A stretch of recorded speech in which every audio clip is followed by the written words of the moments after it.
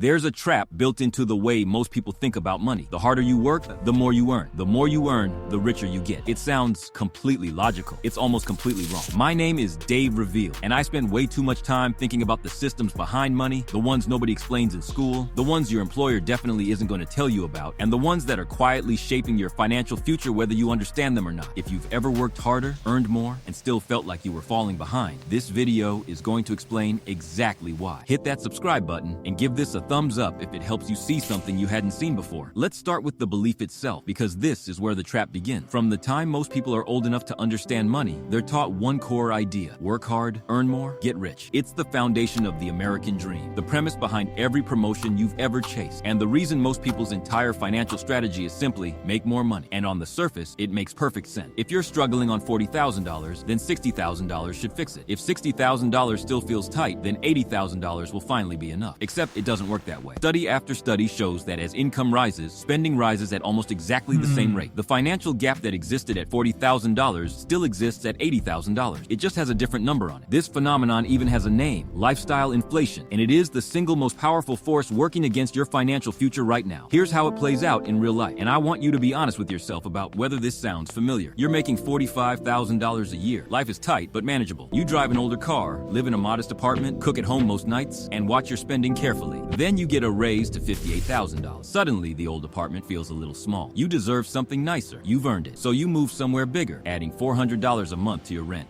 The older car starts to feel embarrassing now that you're making real money. So you finance something newer, another $450 a month out the door. You're earning more, so you eat out a little more, buy slightly better clothes, take a nicer vacation. None of these feel like big decisions. Each one feels completely reasonable given your new income. But here's what actually happened. Your income went up by $13,000 per year, roughly $1,083 per month before taxes. Your fixed monthly expenses went up by approximately $850 to $1,000 per month. After taxes on that extra income, you are saving almost nothing more than you were before. You worked harder, earned more, took on more responsibility, and your financial position barely moved. That is the salary trap in its purest form. But lifestyle inflation is only half the story, because there's another force quietly eating your raise before you even see it, and it's built directly into the tax code. This is called marginal tax rates, and it's one of the most misunderstood concepts in personal finance. Here's how it works. The United States uses a progressive tax system, which means different portions of your income are taxed at different rates. The first dollars you earn are taxed at a lower rate, but as your income rises, additional dollars get pushed into higher tax brackets. So when you get a raise, that raise doesn't get taxed at your average rate. It gets taxed at your marginal rate, which is the highest rate you pay. Let's make this concrete. Say you're earning $60,000 and you get a $10,000 raise, bringing you to $70,000. That $10,000 raise lands in the 22% federal bracket. Add state income tax, let's say 5%, plus payroll taxes of roughly 7.65%. Suddenly, your $10,000 raise is worth approximately $6,500 in actual take-home pay. That's $3,500 gone before you touch a single dollar. And if that raise pushes you into a higher bracket, which raises often do, the effective loss is even greater. This is why people who get significant raises sometimes feel like they barely noticed the difference, because mathematically, they barely did. Now let's talk about the third layer of this trap, the one that makes it almost impossible to escape without understanding it first. It's called the cost of looking successful. Here's something that almost nobody talks about honestly. As your income rises, so does the social pressure to look like it. Your colleagues are driving nicer cars. Your neighbors are renovating their kitchens. Your social circle starts going to restaurants that cost 3 times what you used to spend. And slowly, invisibly, your baseline for what feels normal shifts upward. This isn't weakness. This isn't stupidity. It's a deeply human psychological response to your social environment. Researchers call it social comparison, and it is one of the most powerful drivers of financial behavior that exists. But here's where it gets really dangerous. The cost of looking successful is not a one-time expense. It's a recurring monthly commitment. The car payment doesn't stop. The bigger apartment doesn't get cheaper. The gym membership, the clothing budget, the dining habits, they all lock in at a higher level and stay there. Every dollar committed to looking successful is a dollar that cannot compound. It cannot grow. It cannot build anything. It simply maintains the appearance of wealth while quietly preventing the reality of it. Here's the math that should change how you think about this forever. 2 people both earn $75,000 per year. Person A spends $65,000 and invests $10,000. Person B spends $73,000 and invests $2,000.